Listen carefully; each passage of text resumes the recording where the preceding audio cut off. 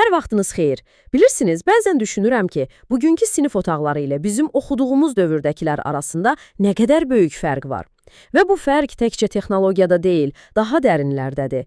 Gəlin elə birlikdə təhsilin bu yeni, həyəcan verici dünyasına baş vuraq. Əlbəttə, yəqin ki, çoxumuzun ağlına ilk gələn cavab texnologiya olur. Ağıllı lövhələr, planşetlər. Amma dayanın, məsələ təkcə bunlarda deyil. Əsl inqilab tədrisin öz fəlsəfəsində, öyrənməyə yanaşmamızın kökündən dəyişməsində baş verib.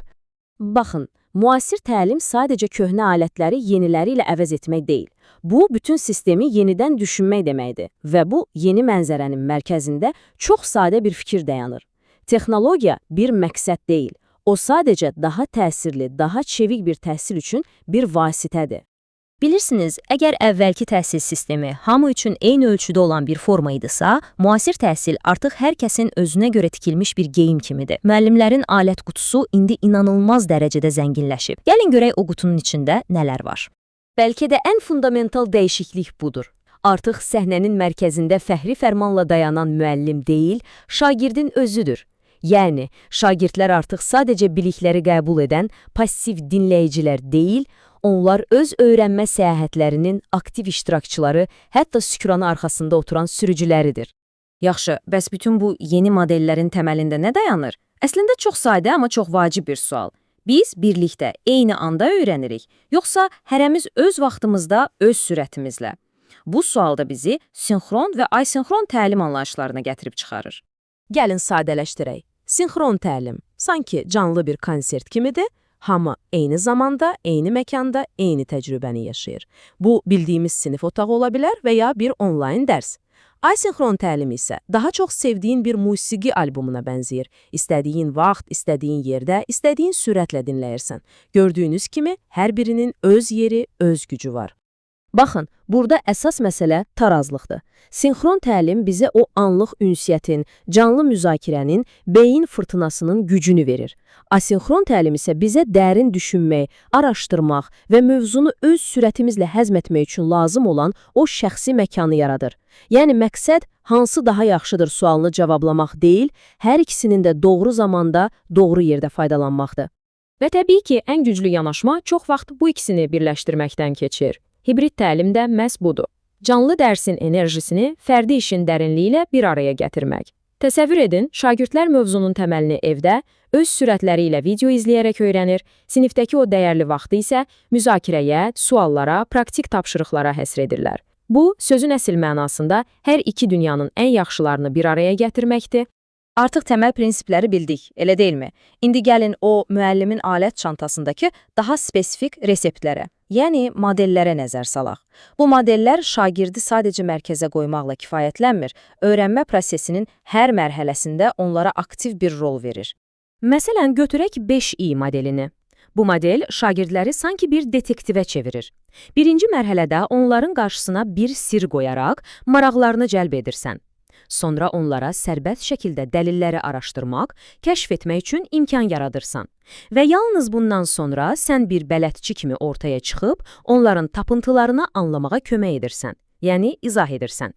Gördüyünüz kimi, bu model cavabları hazır vermək əvəzinə doğru suallarla öyrətməyin gücünü göstərir. Layihə və problem əsaslı təlim, bu ikisini çox vaxt qarışdırırlar. Amma gəlin aralarındakı fərqi sadə bir bənzətməklə anlayaq. Layihə əsaslı təlim bir memar olmaq kimidir. Məqsəd konkret bir şey, məsələn, bir körpü modeli yaratmaqdır. Problem əsaslı təlim isə daha çox bir həkim olmağa bənzəyir. Məqsəd qarışıq simptomları olan bir xəstəliyin səbəbini tapıb onu həll etməkdir. Birində yaratmaq, digərində isə həll etmək ön plandadır. Layihə əsaslı təlim öyrənməni o dörd divarın arasından çıxarıb real həyata gətirir. Proses şagirdləri həqiqətən düşündürən, onlar üçün mənalı olan bir sualla başlayır.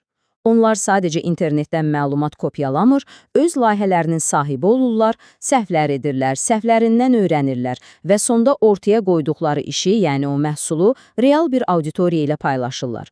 Bu, biliyin sadəcə kağız üzərində qalmaması, həyata keçməsi deməkdir. Yaxşı, bəs öyrənmək mütləq sıxıcı bir proses olmalıdırmı? Əlbəttə ki, yox.